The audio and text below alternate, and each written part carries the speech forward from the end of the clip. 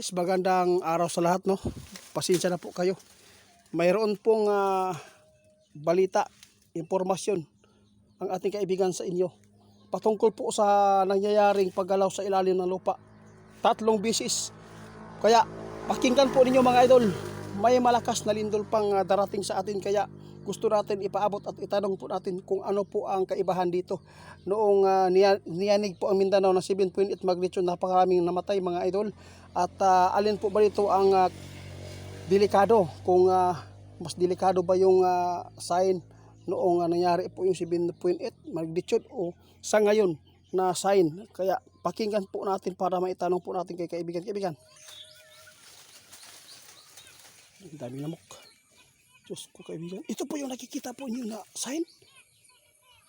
Na guys, nababahala ngayon si kaibigan guys. Nababahala si kaibigan. Dahil sa nakikita po nilang paggalaw sa ilalim ng lupa. May kaibahan. Mas delikado po ngayon mga idol. Dahil nag-trigger ang ilalim ng lupa.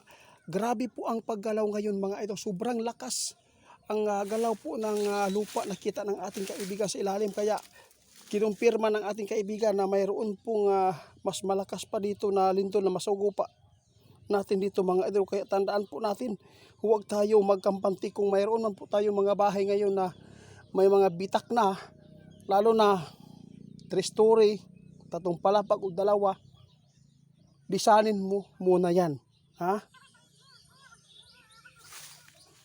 Grabe, oh. Totoo yan kaibigan. Alam po yung mga idol, kung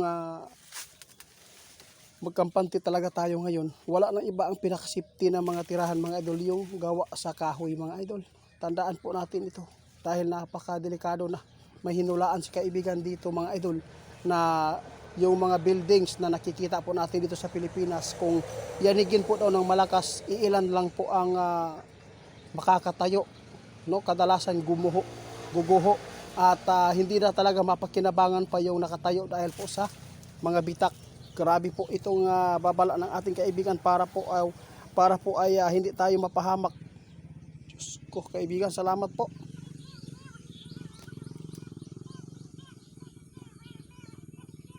May kaibahan talaga mga idol. Noong isang araw, malakas po ang paggalaw sa ilalim ng lupa. At saka segundo lang po ang pagitan. Itong nangyari ngayon na paggalaw sa ilalim ng lupa, kakaiba din po ito. Mas delikado ito mga idol dahil sobrang lakas. Mas malakas pa ito noong ipinapaabot po ng ating kaibigan yung paggalaw. Noong nangyari po yung 7.8 magnitude kahapon.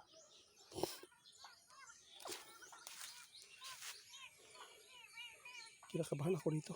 Sige kaibigan. Guys, ito lang po ang aking masabi sa inyo.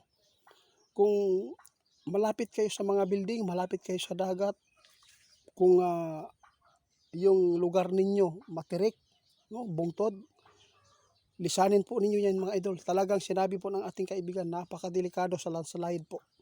Kapag malakas po ang galaw sa ilalim ng lupa, yung paglindol.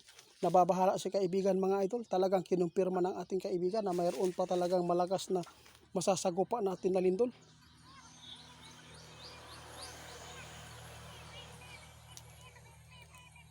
Yun po ang problema dito kaibigan. Yung malapit sa dagat. Yun po guys, alam po ba niyo kung bakit nangyari doon sa Sarangani na napakarami ang namatay, napakarami pong building na gumuho dahil sa sobrang lapit po natin sa dagat. Tingnan po ninyo dito sa amin, dito sa Mindanao, dito sa Davao del Norte. Walang mga pinsala po. Wala. Dahil malayo-layo tayo sa dagat. Yun po ang kaibahan. Oo, kung mayroon kayong mga bahay po yan nasira na, kung ipaayos mo man yan, wag na lang. Mas maganda bumili na lang kayo ng lupa, tirahan. Baka gusto po ninyong bumili ng mga lupa dito. May mga binta dito ng mga lupa mga idol, at saka diretso bahay na. Pwede pang pagtayuan ng negosyo. Malapit lang tayo sa lungsod at malayo sa anumang kapahamakan. Kasi ang lindol po dito sa atin, dito sa malayo-layong lugar sa dagat, hindi masyadong nakapagbigay ng pinsala. Kaya doon sa Sarangani, dahil sa sobrang lapit, no, napaligiran kayo ng dagat, yun po ang nangyari. Oo, nagbabala na tayo ng ganyan po. Oo. Guys, yun lang po si kaibigan, umalis na. Nagbabala si kaibigan uli ha, na kumpirmado talaga ang ating kaibigan ngayon. Maghanda tayo. Hindi natin alam kung kailan po ito mangyari. Basta nagpaabot na si kaibigan dito mga idol, na talagang makasagupa talaga tayo ng malakas panalindol.